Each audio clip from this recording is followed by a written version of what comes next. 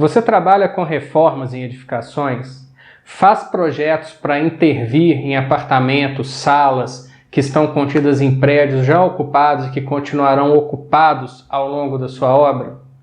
Provavelmente sim, né? Agora eu vou te perguntar diferente. Quando você vai se programar para fazer a sua reforma, quando você faz a primeira visita no seu objeto de trabalho, onde você vai fazer o levantamento inicial, você se preocupa em avaliar as condições prévias da edificação na qual você está intervindo? Sabia que isso é uma obrigação do engenheiro e do arquiteto definida pela NBR 16.280? Então cola nesse vídeo que você vai descobrir por que isso é importante.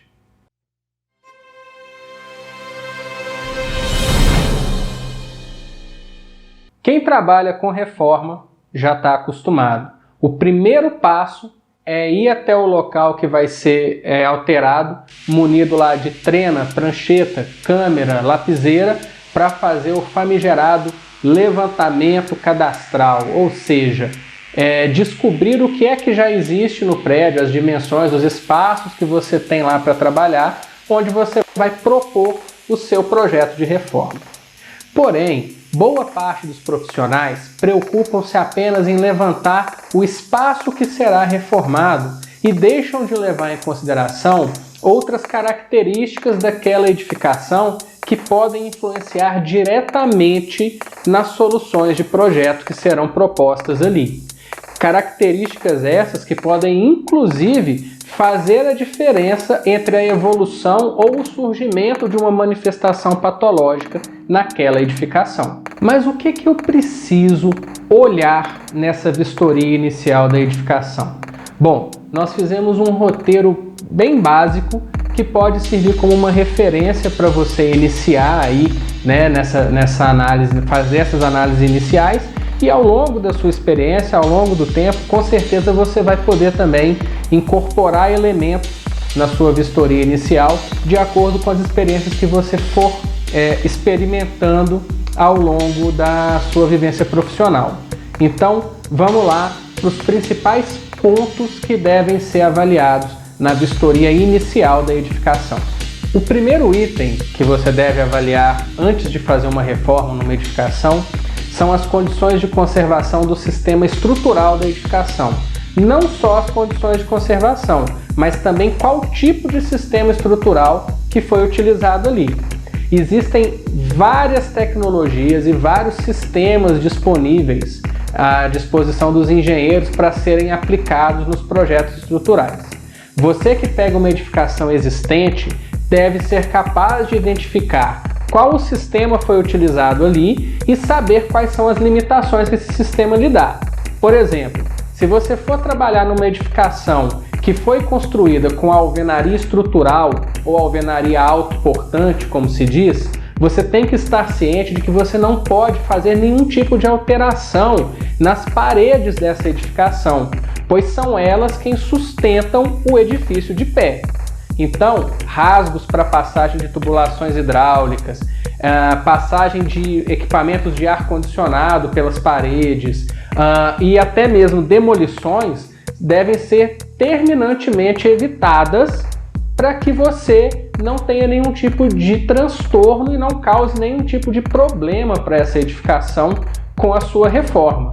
Da mesma forma, se eu estiver trabalhando numa edificação que seja construída com um sistema laje, pilar e viga em concreto armado, é importante que depois que eu identifiquei esse tipo de estrutura, que eu vistorie essa edificação não apenas dentro da unidade que será reformada, mas também nas suas áreas comuns, pilotis, garagem, subsolos, em busca de sinais que possam indicar que essa estrutura já esteja chegando ao estado limite ou que ela já esteja apresentando problemas de patologias construtivas.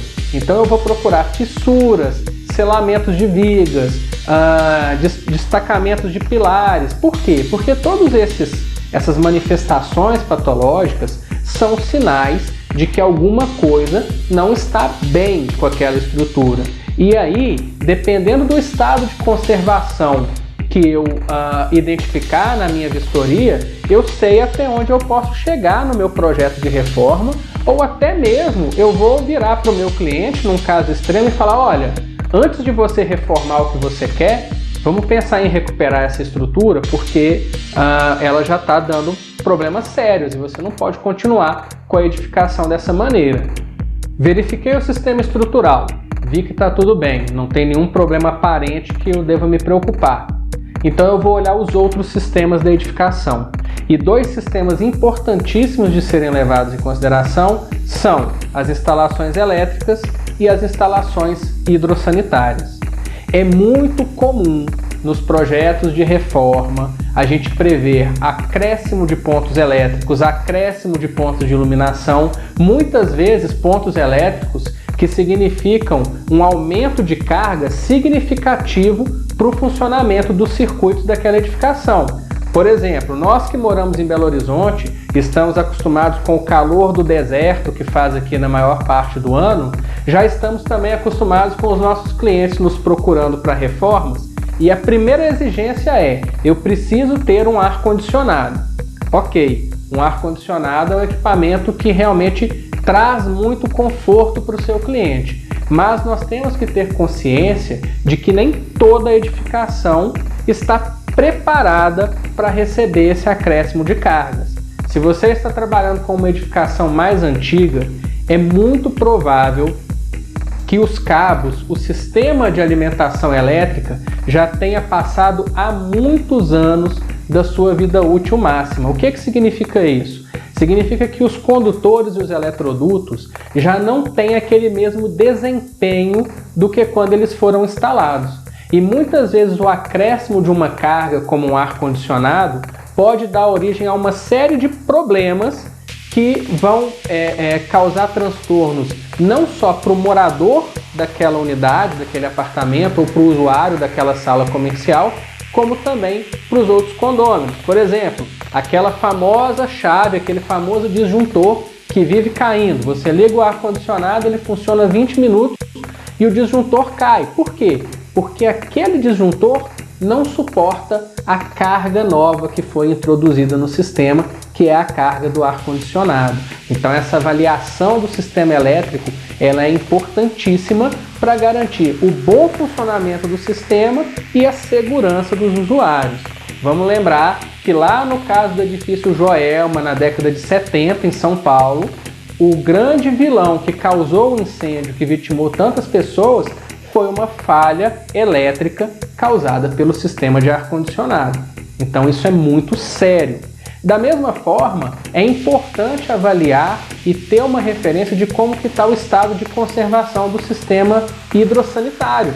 Se existem vazamentos, se existem tubulações ou conexões que estão apresentando problemas, se você tem uma válvula de descarga que está falhando, porque isso aí, durante a reforma, vai ter que ser corrigido. Muitas vezes você consegue identificar um vazamento antes mesmo de tirar o revestimento da parede, numa análise preliminar, numa vistoria bem feita do apartamento, que não leva em consideração apenas as medidas do que você vai projetar.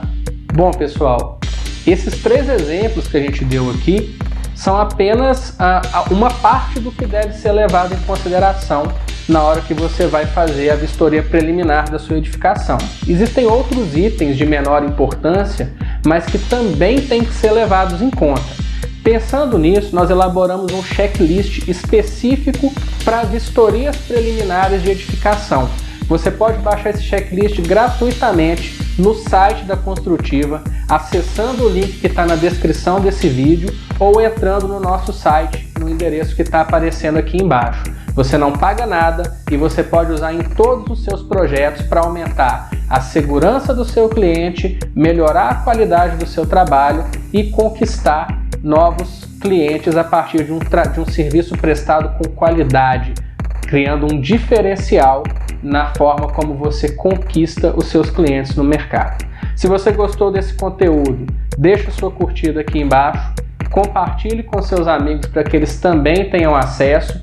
E se você ainda não é inscrito no nosso canal, inscreva-se clica no sininho para que você receba as notificações sempre que tiver vídeo novo por aqui e siga a gente também nas redes sociais. Nós estamos no Facebook e no Instagram, sempre com conteúdo de altíssima qualidade para você que é profissional da construção civil.